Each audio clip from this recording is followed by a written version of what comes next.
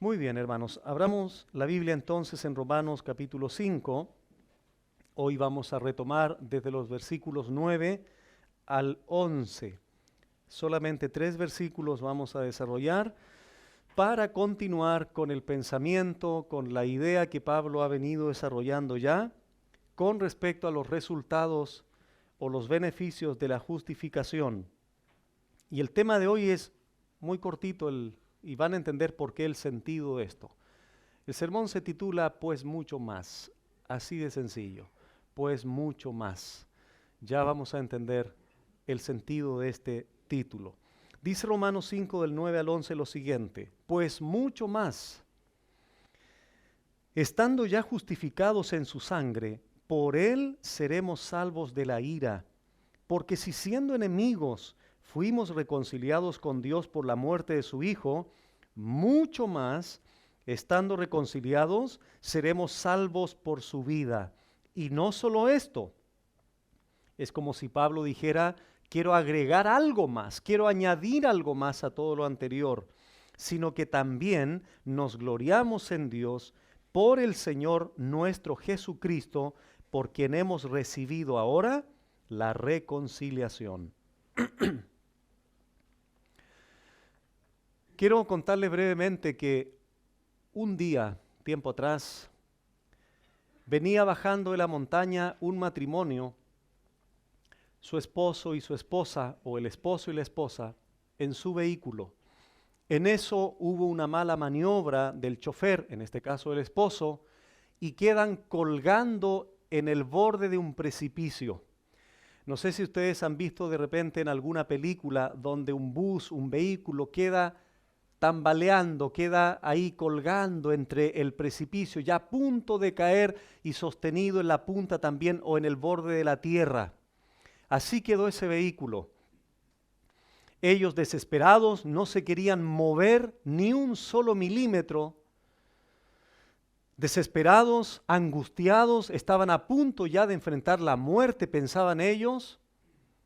Fueron solo minutos los que estuvieron así, pero para ellos, ¿pueden creer ustedes esos minutos en qué se transforman? En una eternidad, en una eternidad.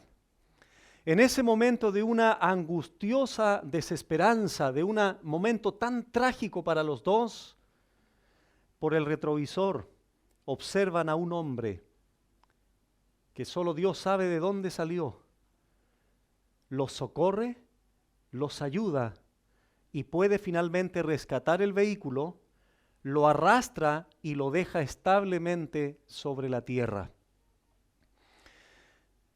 Así como estaban desesperados allí colgando entre la vida y la muerte, salen del vehículo y la pregunta que surge es la siguiente: ¿creen ustedes que ese matrimonio van a estar agradecidos con ese hombre que los rescató de la muerte prácticamente?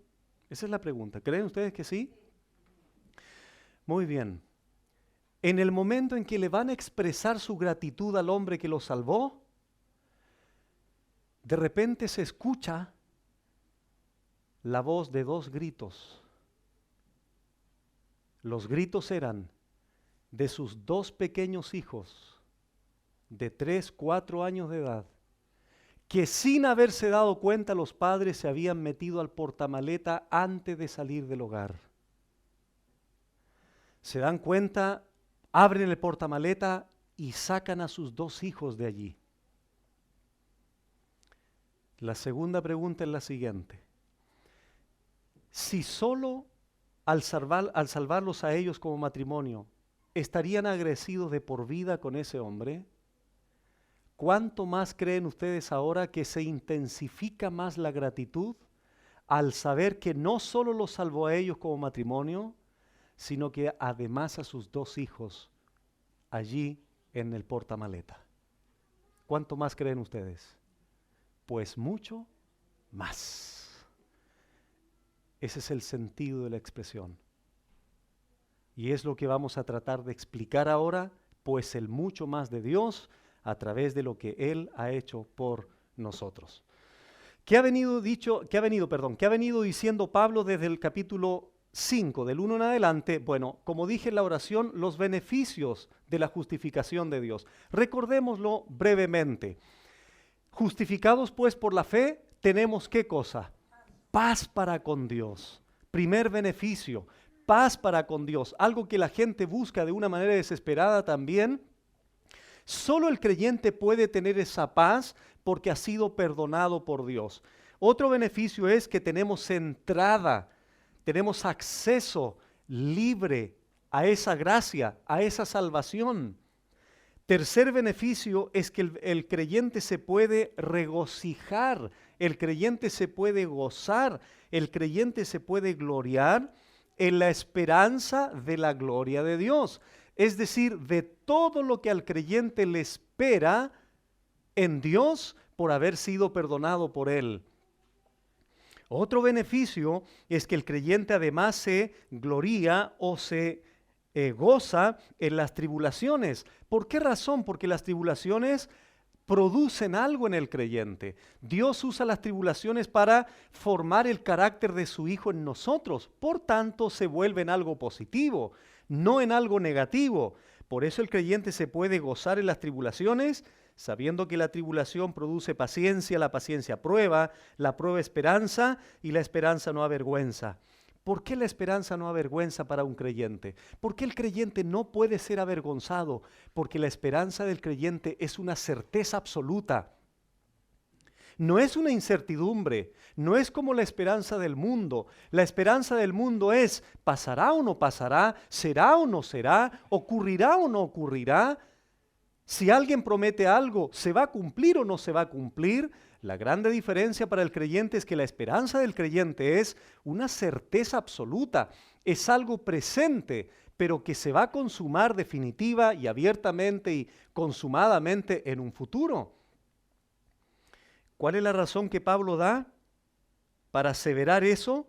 Porque el amor de Dios ha sido derramado en nuestros corazones por el Espíritu Santo que nos fue dado. Ese amor de Dios ha sido derramado en nosotros. Y allí Pablo comienza a clarificar, porque Cristo, cuando aún éramos débiles, a su tiempo murió por los impíos.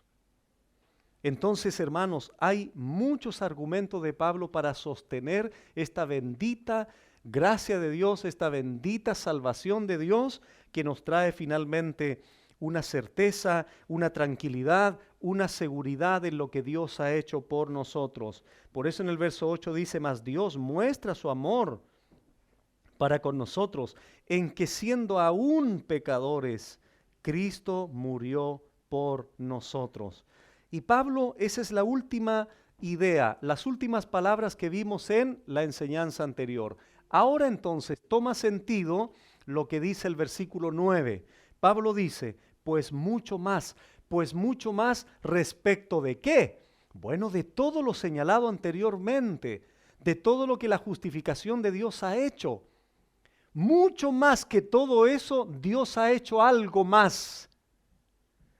¿Qué cosa?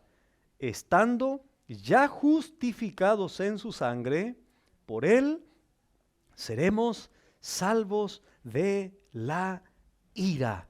Este pasaje, versículo 9, es uno de los pasajes más claros, gloriosos, contundentes en cuanto a la seguridad que tenemos en Cristo, hermanos. Jamás el creyente experimentará la ira de Dios.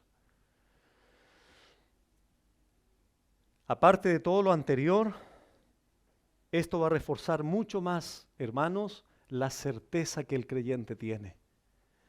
Yo siempre me he puesto a pensar en esto. He pensado lo siguiente: ¿cómo será si yo o ustedes entendiésemos la salvación como una cuestión inestable?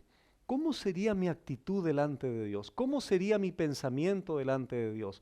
¿Cómo viviría yo interiormente al saber que por cualquier pecado podría perder la salvación? ¿Cómo viviría todos los días? Me imagino que no viviría tranquilo. Me imagino que no viviría con seguridad, con quietud. No podría estar en paz. ¿Cómo podría estar en paz si en cada minuto del día ofendemos a Dios, ya sea en palabra, en conducta, en pensamiento, en acciones? ¿Cómo podría estar seguro de esta paz de Dios? ¿Cómo podría gloriarme en la esperanza si la salvación fuera inestable? Que un día la tenemos, otro día no, mañana la recuperamos, en la tarde la perdemos. Pues mucho más, estando ya justificados, seremos salvos por Dios de su ira. Adelantémonos por favor al versículo 18 del mismo capítulo 5. Esto lo vamos a ver en las próximas enseñanzas, pero solo voy a señalar algo puntual.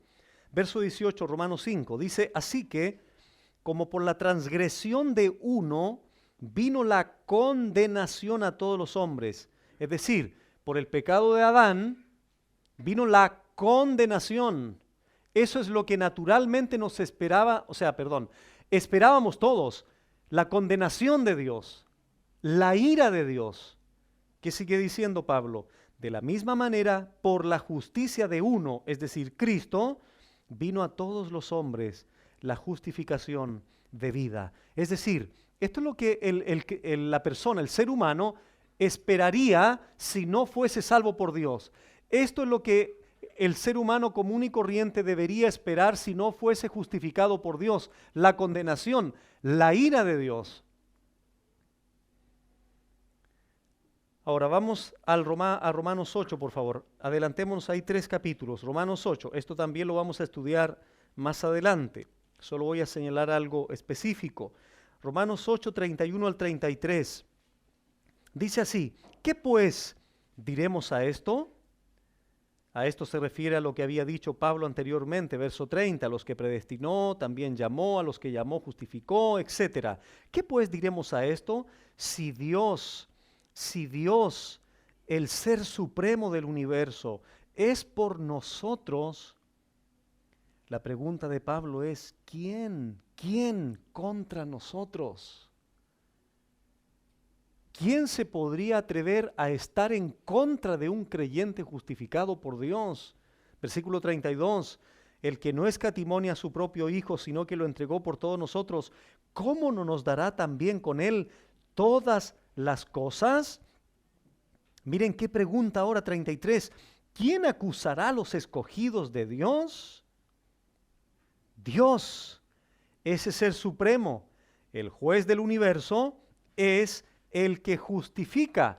Por esa razón, nadie puede acusar a un escogido de Dios, porque el mayor ser del universo, el juez supremo, ya nos ha declarado justos.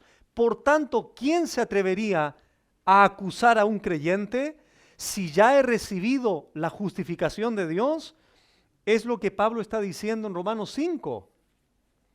Regresamos allí. Pues mucho más, estando ya justificados, habiendo sido declarados justos por Dios, habiendo sido receptores de la justicia de Dios,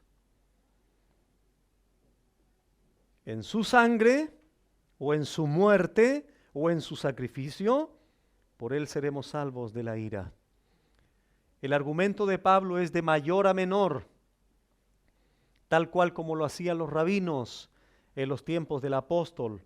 La idea es la siguiente, hermanos: si Dios ya hizo lo más difícil, ¿cómo no hará lo más fácil?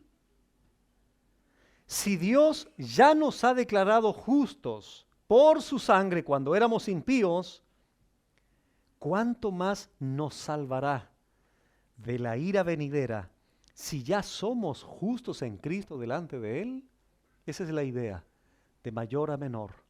Si Dios ha hecho ya lo más difícil, ¿no hará lo más fácil? ¿Cuál es la respuesta? Obvio que sí, seguro que sí. Certeza absoluta, una afirmación radical. Es algo determinante, hermanos. Miren, para explicar un poquitito la misma idea, pero en otro contexto. Mateo 6. Vamos allí, por favor, Mateo 6.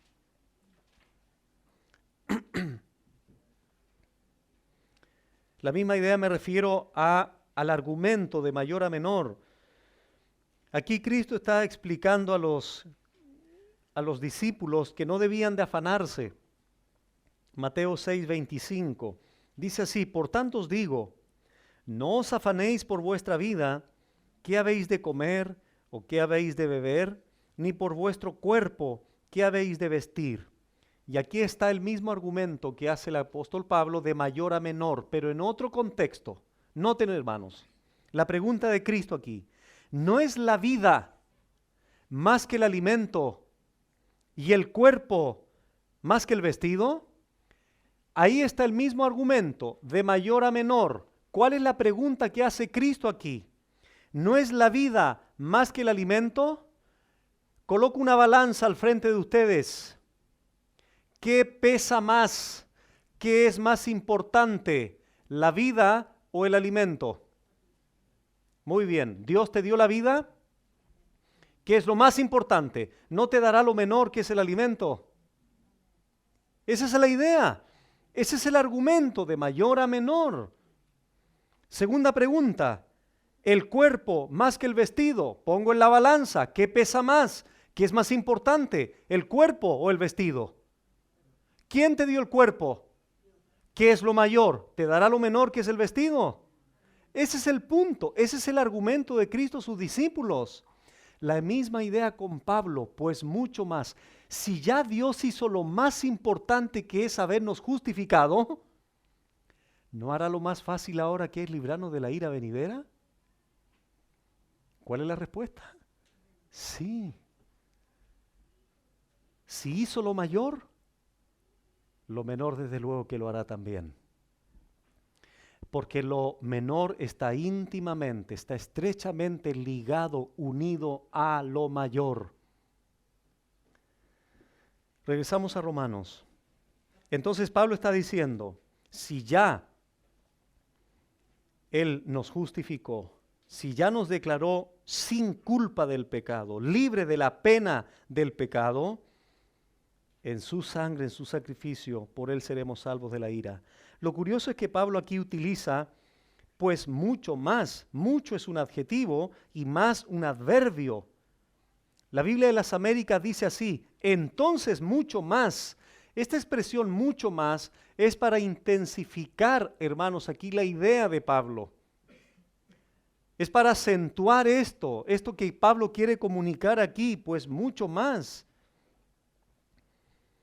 Si ya hemos sido, insisto en esta idea, si ya hemos sido declarados justos por Dios, de seguro nos librará de la ira venidera.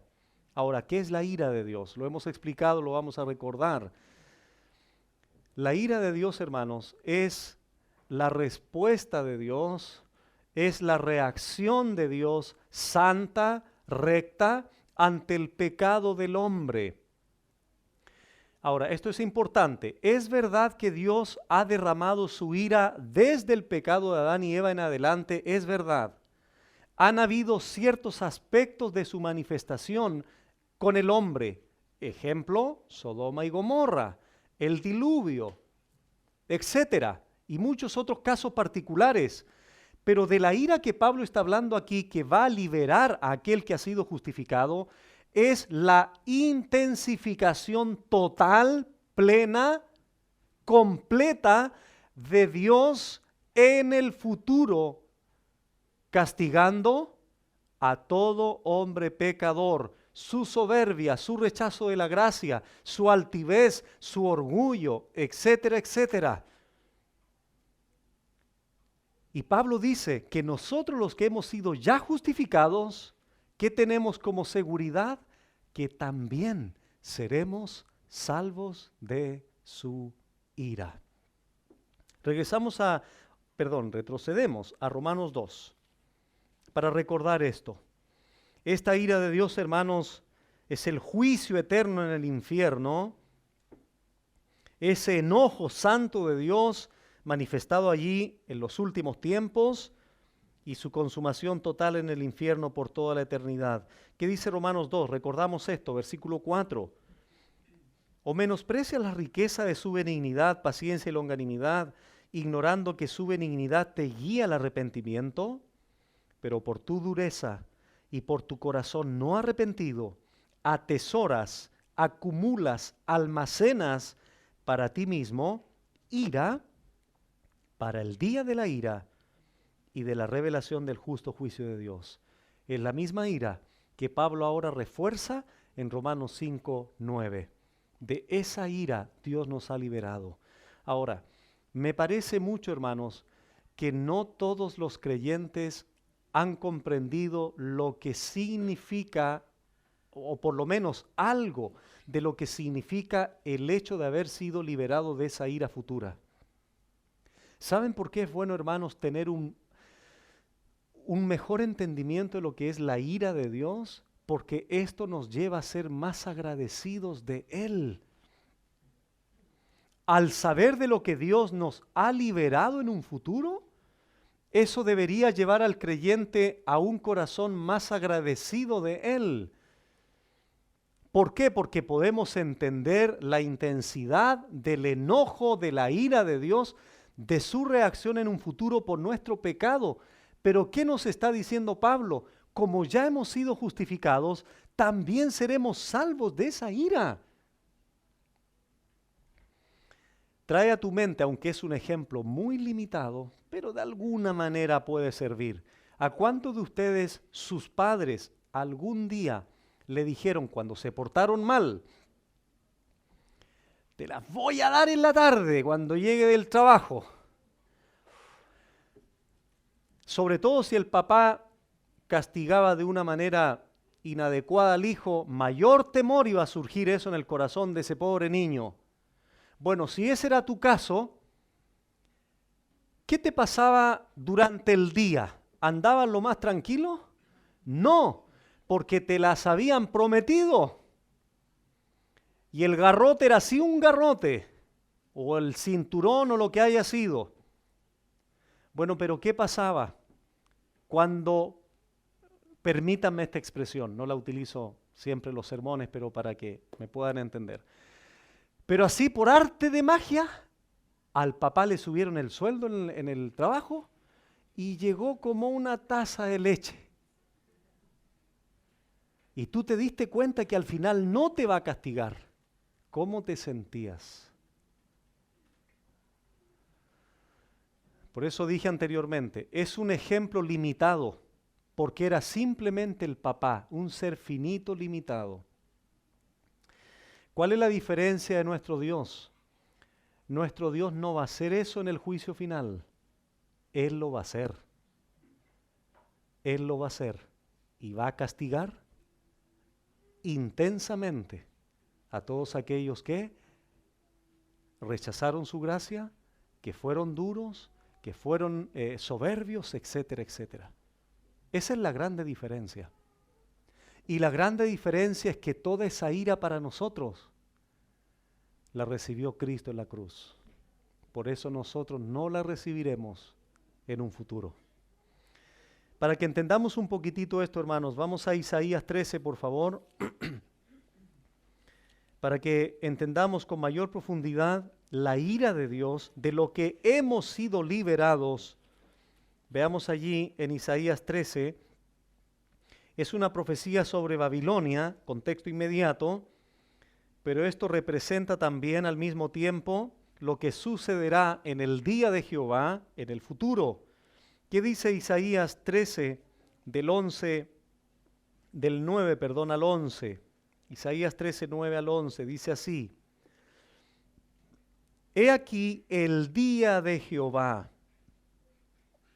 viene, y note los adjetivos que se utilizan: terrible, y de indignación y ardor de ira, para convertir la tierra en soledad y raer de ella a sus pecadores, por lo cual las estrellas de los cielos y sus luceros no darán su luz, que el sol se oscurecerá al nacer y la luna no dará su resplandor. Y castigaré al mundo por su maldad y a los impíos por su iniquidad, y haré que cese la arrogancia de los soberbios y abatiré la altivez de los fuertes. Versículo 13. Porque haré estremecer los cielos y la tierra se moverá de su lugar en la indignación de Jehová de los ejércitos y en el día del ardor de su ira, y como gacela perseguida y como oveja sin pastor, cada cual mirará hacia su pueblo y cada uno huirá a su tierra. Cualquiera que sea hallado será alanceado, y cualquiera que por ello sea tomado caerá a espada. Eso sucederá en el día de Jehová. Vamos ahora a Sofonías, uno de los profetas menores. Sofonías capítulo 1.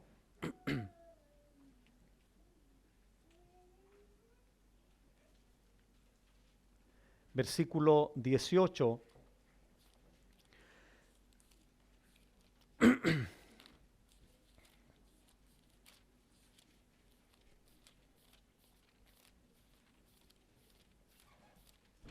Uno 18 dice así: ni su plata, ni su oro, es decir, todos los recursos que estas personas podían tener, todo el poder económico, material que podrían tener, dice, ni su plata ni su oro podrá librarlos en el día de la ira de Jehová, pues toda la tierra será consumida con el fuego de su celo, porque ciertamente destrucción apresurada hará de todos los habitantes de la tierra. Vamos a Segunda de Pedro ahora. Segunda de Pedro capítulo 3, versículo 10. En el Antiguo Testamento es el día de Jehová, en el Nuevo Testamento es el día del Señor. Por eso dice Segunda de Pedro 3:10 lo siguiente: pero el día del Señor vendrá como ladrón en la noche, en el cual, miren hermanos, atentos a lo que va a suceder, los cielos pasarán con gran estruendo, y los elementos ardiendo serán deshechos, y la tierra y las obras que en ella hay serán quemadas. Quemadas. Por último, vamos a Apocalipsis 6. Apocalipsis 6. Este pasaje lo leímos hace algunas semanas atrás, lo vamos a recordar. Sobre todo, hermanos, subrayando aquí la intensidad, la manera de expresar del apóstol Juan con respecto a este día de la ira de Dios.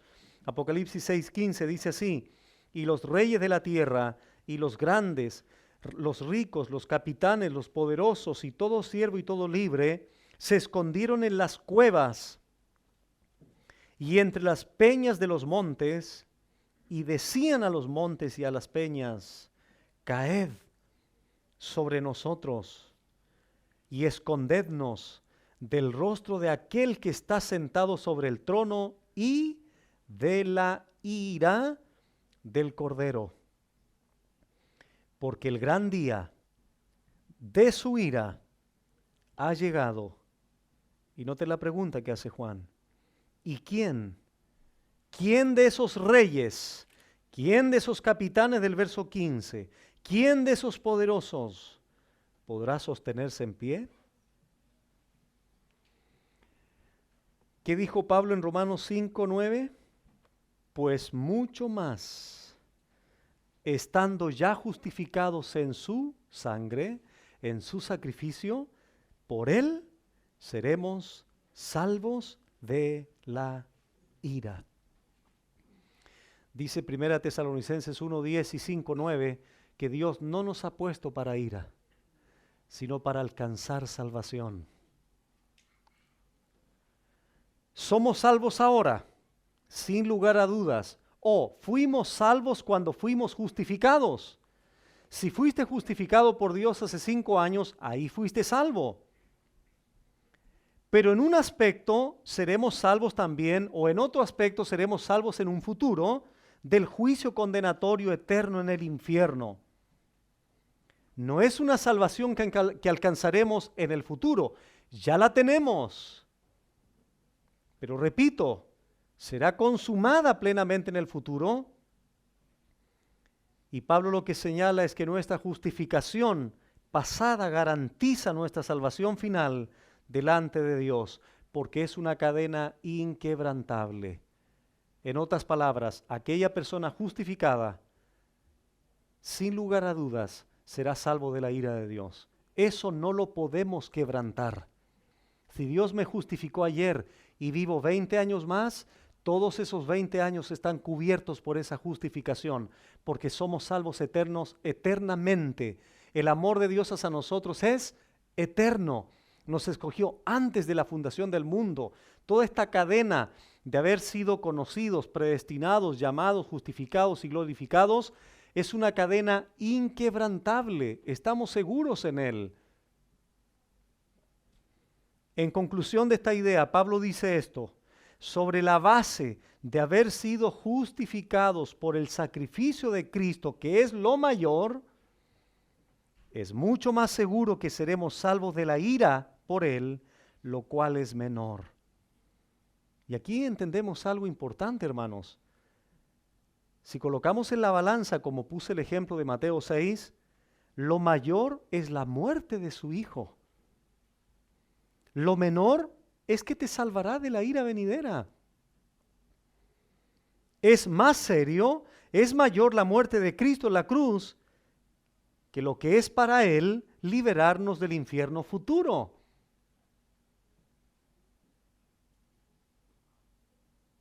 Por lo tanto, es verdad que toda la ira de Dios, Dios la derramó sobre su Hijo en la cruz. Es verdad eso, hermanos.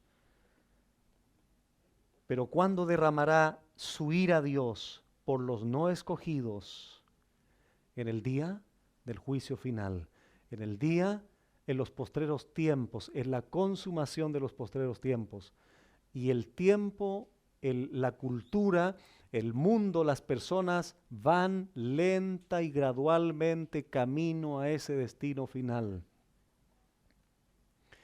Por esta razón, hermanos, es que nosotros tenemos que predicar el Evangelio a las personas que ahora, en teoría, van camino a ese destino final.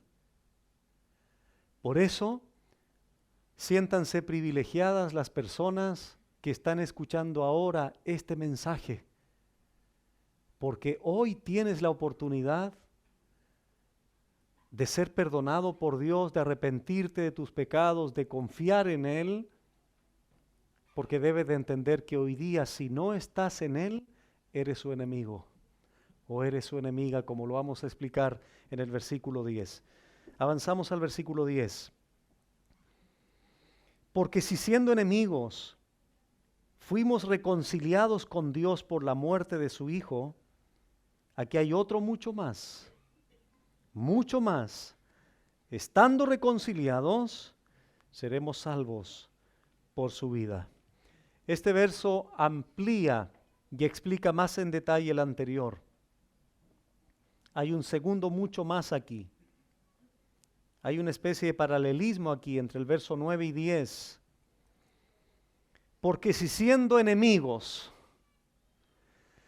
mira hermano, todos nosotros los que estamos aquí, antes de haber sido justificados, como dice el verso 9, antes de eso, todos, sin excepción, éramos, ¿qué cosa? De acuerdo al verso 10, enemigos.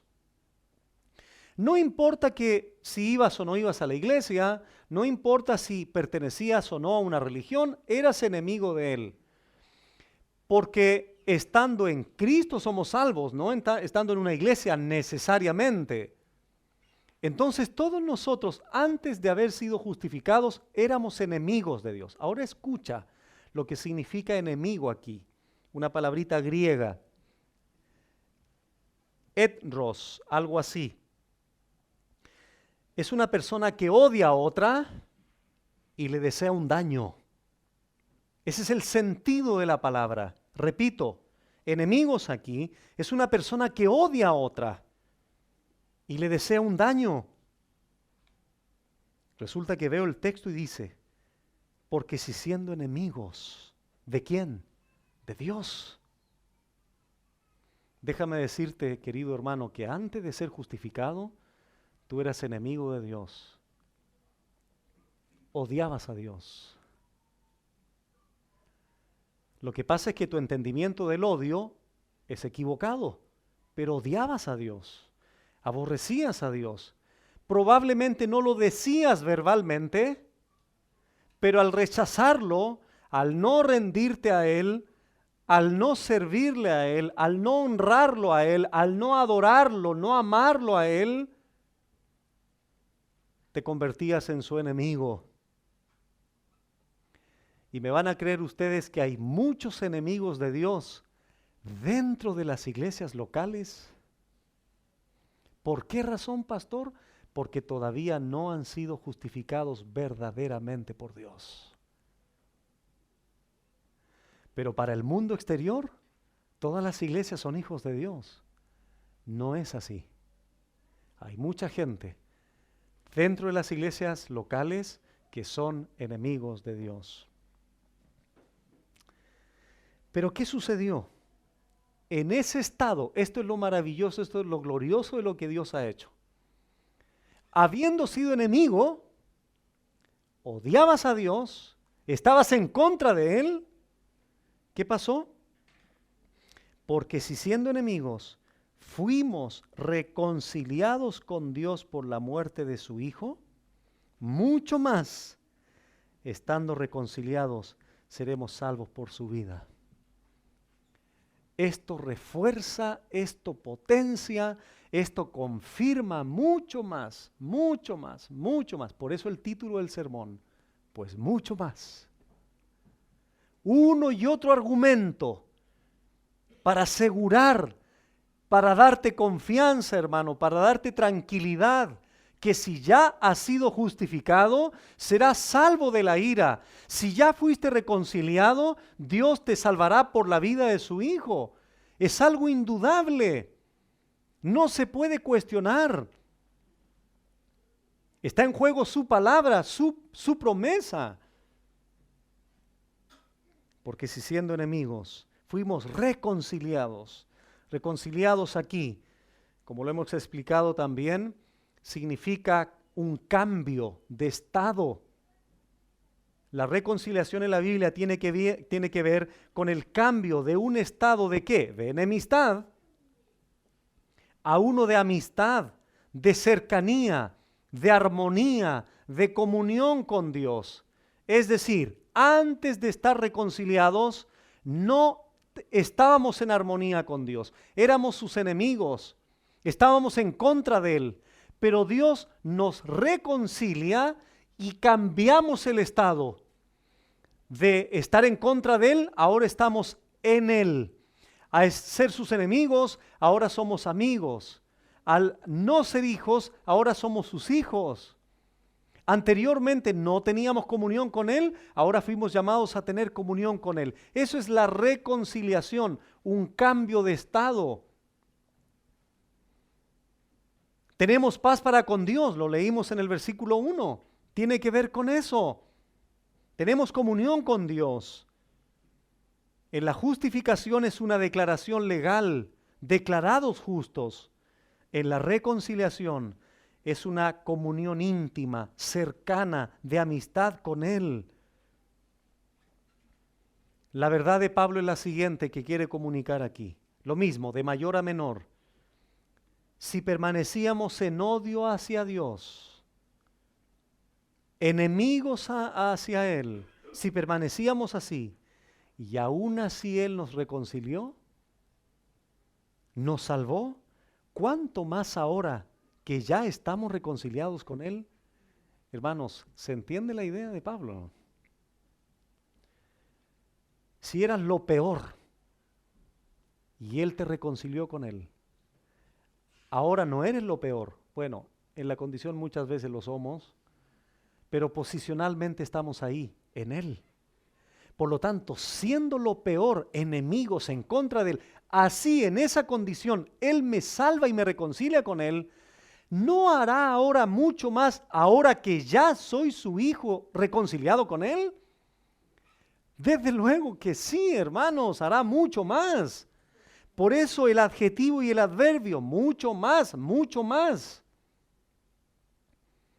Es una verdad reconfortante, una tras otra. Más seguridad, más certeza, más gratitud, en consecuencia mayor gozo en el creyente. Vamos a Romanos 8:7. Romanos 8:7.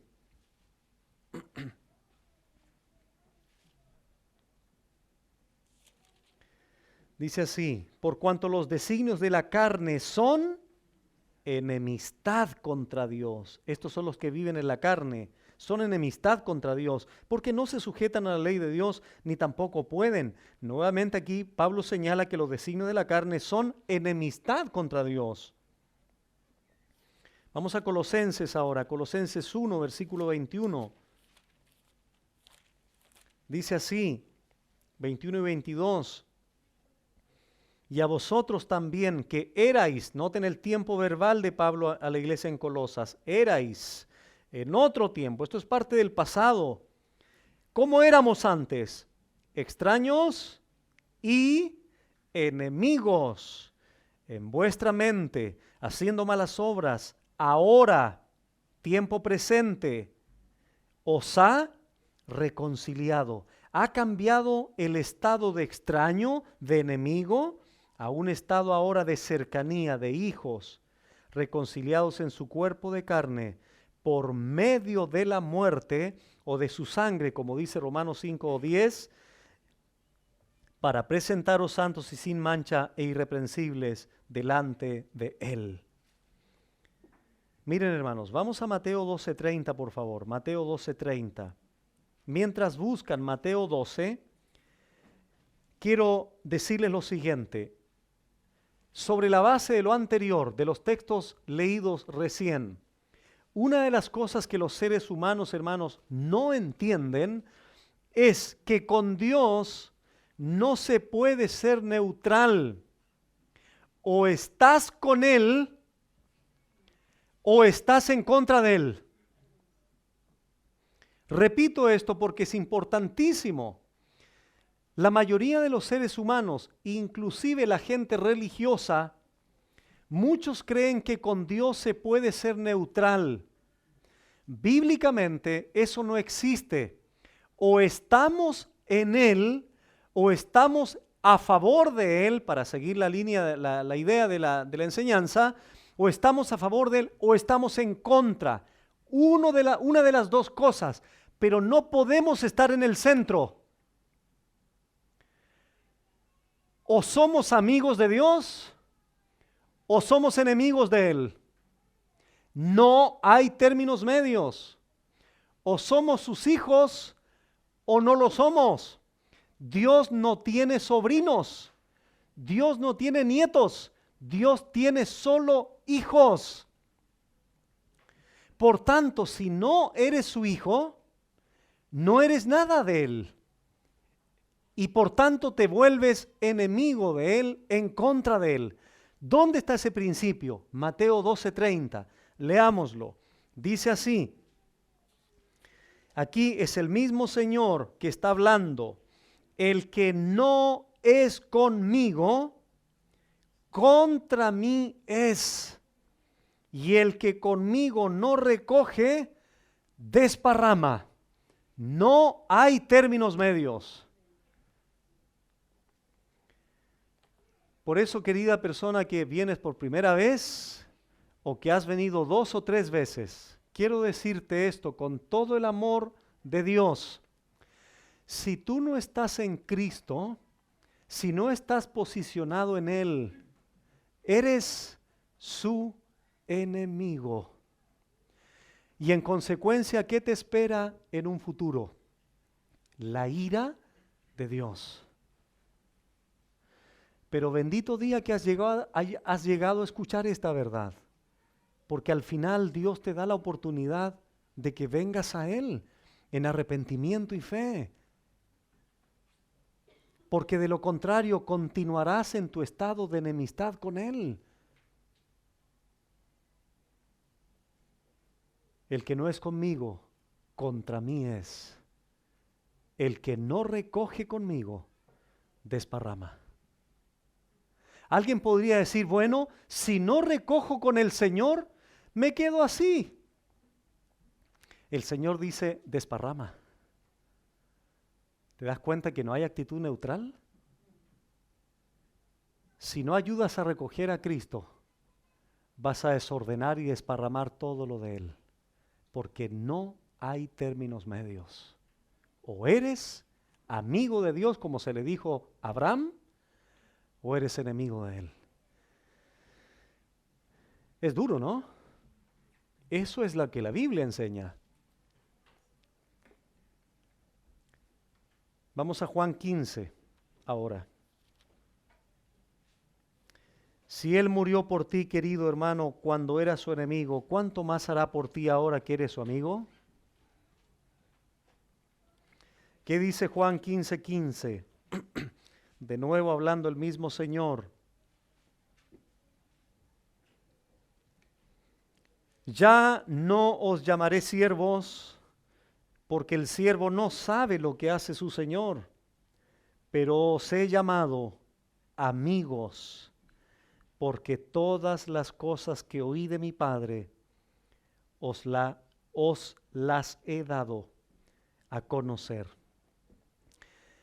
Los reyes, cuando tenían amigos, estos amigos tenían mayor acceso al rey, más que los propios consejeros o soldados.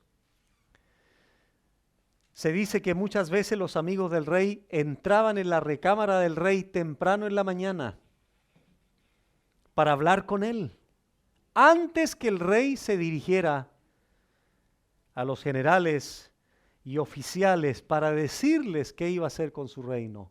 Primero pasaba tiempo ¿con quiénes? Con sus amigos. Seremos salvos por su vida. Regresamos a Romanos 5. Si siendo enemigos fuimos reconciliados con Dios por la muerte de su Hijo, mucho más ahora, hermanos, estando ya reconciliados, seremos salvos por su vida.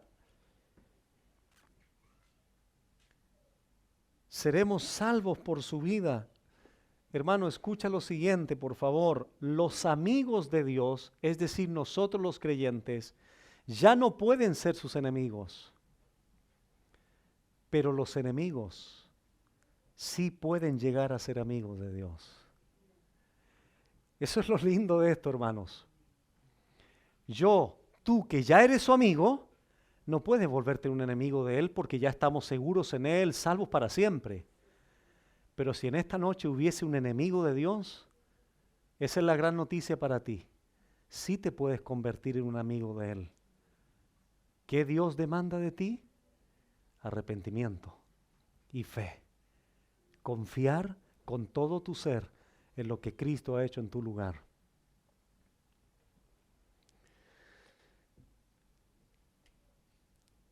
Si Él me amó cuando yo era un pecador, ¿cuánto más derramará su amor sobre mí ahora que soy su Hijo? Reconciliados por el Cristo humillado, somos salvos por el Cristo exaltado. Seremos salvos por su vida, ya no por su muerte, ya no por su sangre, ahora por su vida. ¿A qué vida se refiere aquí?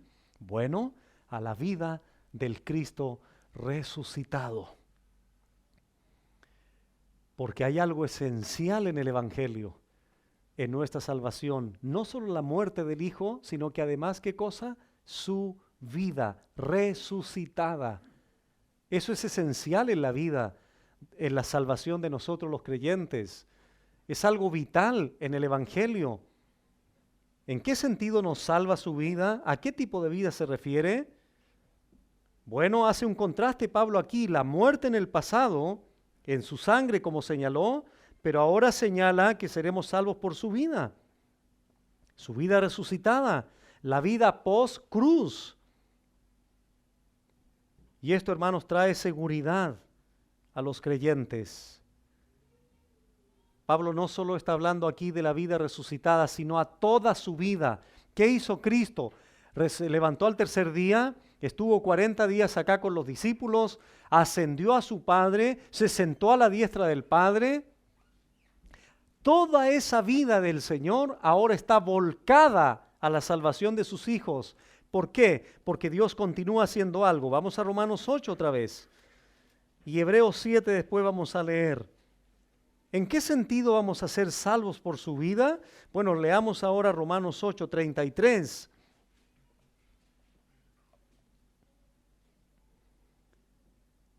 y 34. Dice, ¿quién acusará a los escogidos de Dios? Dios es el que justifica.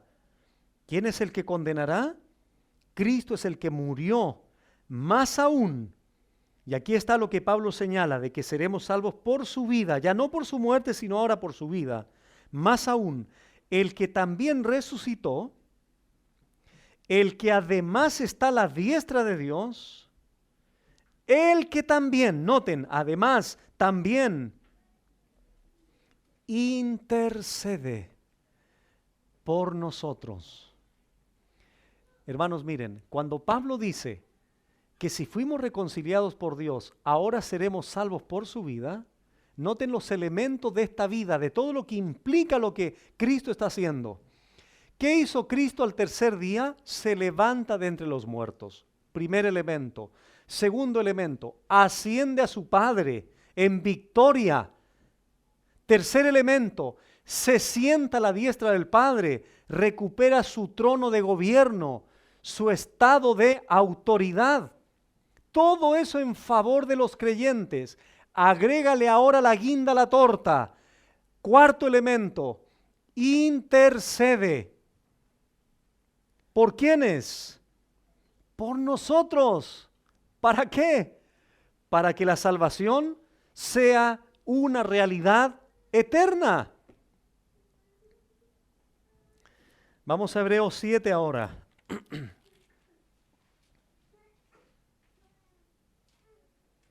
No solo esto se refiere a que Cristo pueda estar orando por nosotros, intercediendo, sino es una mediación por nosotros, su presencia representacional en el trono de Dios como nuestro sustituto. Toda su vida, recuerda hermano, que te fue imputada a ti, su justicia, su vida de rectitud, que dice Hebreos 7:25, hablando del Señor que tiene un sacerdocio inmutable, por lo cual puede también salvar. También puede salvar. Lo mismo que Pablo dice en Romanos 5:10. Mucho más estando reconciliados seremos salvos por su vida. Y ahora el autor a los Hebreos dice, por lo cual puede también salvar perpetuamente a los que por él, es decir, por Cristo como único mediador, se acercan a Dios viviendo. Noten, hermanos, se está refiriendo a Cristo, viviendo siempre para interceder por ellos. El que intercede por el creyente no son los santos, no es María, no es un personaje hebreo, es el mismo Señor Jesucristo en su oficio sumo sacerdotal. Intercede por nosotros. ¿Para qué? Para que toda la salvación esté asegurada. Por eso Pablo dice en Romanos 5:10, si ya fuimos reconciliados por Él, amado hermano, gózate en eso, porque tenemos un buen Señor que resucitó al tercer día, ascendió al Padre, se sentó a la diestra del Padre para vivir siempre como mediador a tu favor, representándote delante de su Padre para salvarte eternamente. No hay nada en la vida del creyente que pueda entorpecer su plan salvífico. Nada, absolutamente nada. El desánimo que podamos tener, las dudas que podamos tener como creyentes, la tristeza que podamos pasar en ciertos periodos, nada de eso, inclusive pecados que podamos cometer, nada de eso puede ser más poderoso, porque ¿quién nos acusará? Si Dios ya nos ha justificado totalmente, si tenemos a un buen Señor que intercede por nosotros como mediador, como un representante nuestro en los cielos, para interceder por nosotros para siempre, hermanos, esa salvación es eterna, segura, no en nosotros mismos. Todo tiene que ver con Él, por lo que Él está haciendo a nuestro favor.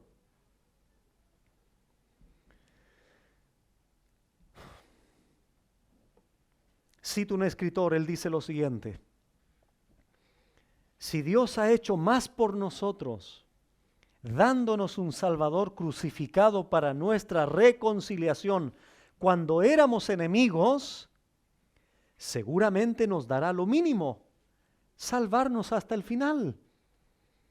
Ahora que nos hemos hecho amigos y reconciliados con Él, seguramente si ha hecho lo mejor para nosotros, hará el resto. Sí, cuando éramos enemigos, Dios nos reconcilió consigo mismo al dar a su Hijo como sacrificio penal y sustitutivo por el pecado. Seguramente hará lo que sea menos, ahora que somos amigos, especialmente porque ahora compartimos la vida de nuestro representante a través de la unión consumada con Él. La lógica, dice él, es ineludible. Fin de la cita.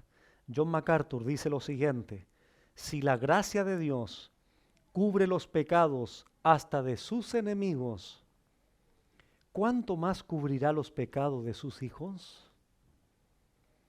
Para Dios es una obra mayor traer pecadores a la gracia que traer santos a la gloria, porque el pecado está más lejos de la gracia en comparación a la distancia que separa la gracia de la gloria. Si no entiendes eso, por favor, escucha la enseñanza otra vez después. Charles Spurgeon dijo lo siguiente: si te amó cuando estabas lleno de corrupción, ¿no escuchará tus oraciones ahora que te ha hecho heredero del cielo?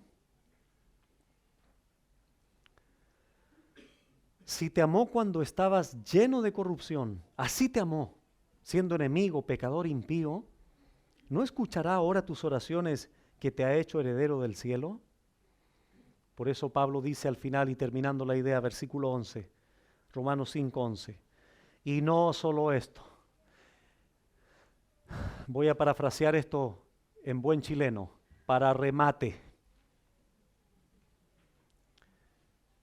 Para remate de todo lo dicho anteriormente, Pablo dice, y no solo esto, abran sus oídos, romanos, le dice Pablo, les voy a añadir algo más.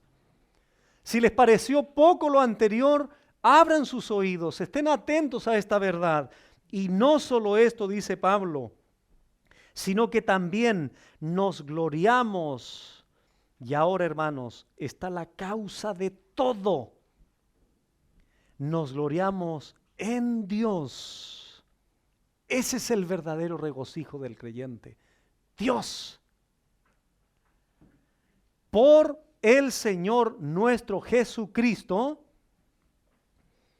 por quien hemos recibido ahora la reconciliación.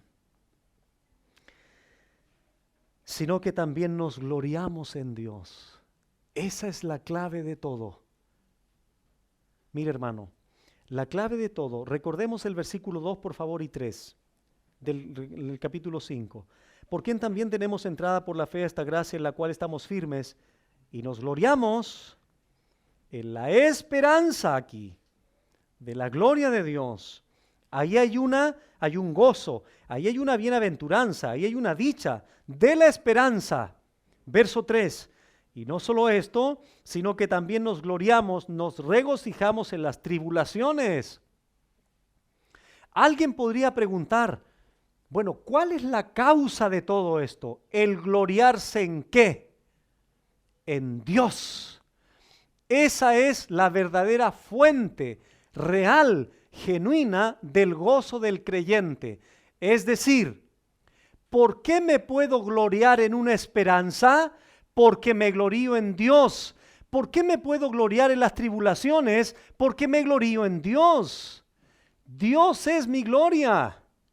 Y eso hace que me pueda gloriar en la esperanza. Eso hace que me pueda gloriar en las tribulaciones.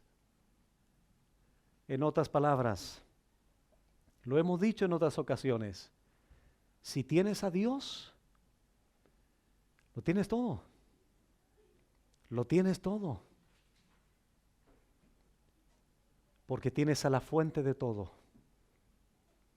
El supremo gozo del creyente no está tanto en lo que posee, sino en quien lo posee a Él. Nos gloriamos en Dios porque si lo tenemos a Él, lo tenemos absolutamente todo. Y si aquí lo tuviésemos todo y no lo tenemos a Él, no tenemos absolutamente nada. Por eso es que para el creyente no importa las cosas materiales, lo que podamos vivir, lo que no podamos vivir, lo que podamos tener, lo que no podamos tener, lo que podamos alcanzar humanamente, lo que no podamos alcanzar humanamente, porque nuestra gloria es Cristo. En Él está nuestro verdadero gozo. En Él, solo en Él. Y cuando aprendemos a gozarnos en Él, es más llevadera la vida material, es más llevadera la vida con una enfermedad, es más llevadera la vida con alguna traición, es más llevadera la vida cuando alguien nos ha traicionado, es más llevadero todo porque nuestro gozo es Él. Nuestro gozo es Él. Y eso es lo que los creyentes tenemos que aprender, hermanos, porque en la vida vamos a ser atribulados, vamos a ser perseguidos, vamos a tener conflictos, nos vamos a enfermar. Y si no aprendemos a gloriarnos, a gozarnos, a tener una dicha en Dios, vamos a estar siempre condicionados a las circunstancias. Nos regocijamos, nos gozamos intensamente a través de Cristo, que es el agente reconciliador. Para terminar, el sacrificio de Cristo ha hecho posible que todas las demandas de la ley y de la justicia divina sean satisfechas. Por eso hemos sido justificados. ¿Qué ha traído como beneficio eso? ¿Qué ha traído eso como efecto, como fruto para nosotros? Paz con Dios. Si el Señor te ha perdonado, recién puedes tener paz con Él, reconciliado. Tenemos entrada libre al trono de su gracia. Nos podemos regocijar en la esperanza de la gloria de Dios. Nos podemos gozar en las tribulaciones. El amor de Dios ha sido derramado en nuestros corazones. Seremos salvos de la ira venidera. Seremos salvos por su vida. Nos gloriamos en nuestro Dios, la única fuente de las bendiciones, de su salvación, de su perdón. Todo por haber sido justificados, reconciliados con Él por la muerte de su Hijo allí en la cruz. Pero vuelvo a señalar antes de orar, estos beneficios, queridos hermanos, queridos amigos y visitas que nos acompañan, estos beneficios son solamente para aquellos que han sido justificados por Él. Es solamente para aquellos que han sido perdonados por Él. Estos beneficios, la paz, la entrada a su gracia, la salvación futura final, la liberación de la ira final, las glorias eternas, todas las gloriosas bendiciones de Dios son para aquellas personas que reconocen en primer lugar su condición personal delante de Dios. ¿Qué es lo que somos? Enemigos de Él. ¿Quiénes somos? Somos personas desviadas, no buscamos a Dios, no hay quien entienda, nuestro corazón es engañoso, estamos totalmente desviados de Él, sin temor de Dios, somos pecadores, somos enemigos de Él. Eso es lo que el ser humano debe de reconocer. Pero al mismo tiempo entender que a esos pecadores como tú y como yo, nuestro Señor vino a salvar, vino a perdonar. ¿Qué debo hacer?, preguntarás tú. Pastor, está bien, reconozco mi falta, reconozco que soy un pecador, reconozco que soy un impío delante de Él. He aprendido en esta noche que si no estoy en Él, soy su enemigo. Eso es lo que la Biblia dice. Lo entiendo, pastor. ¿Qué debo hacer? La Biblia te dice, cree, confía con todo tu ser, no en tus méritos, no en tus fuerzas, no en tus capacidades. confía en que ese sacrificio del Señor es el único que te puede salvar, es el único que puede sustituirte en esa cruz para que tú puedas recibir su justicia. Cree en eso, cree en su sacrificio, confía en ese sacrificio en tu lugar, hecho por el Señor en la cruz. Y arrepiéntete de tus pecados. Arrepentirse en la Biblia significa cambiar tu manera de orientación de vida, de pensamiento. Y tus pensamientos comienzan a moldearse a través de las Escrituras. Su palabra comienza a enseñarte cómo debes de pensar. Porque así como el hombre piensa, así es, dice el proverbio. Por tanto, el Señor te demanda en esta noche arrepentimiento y fe. Confía en el Señor y arrepiéntete de tus pecados.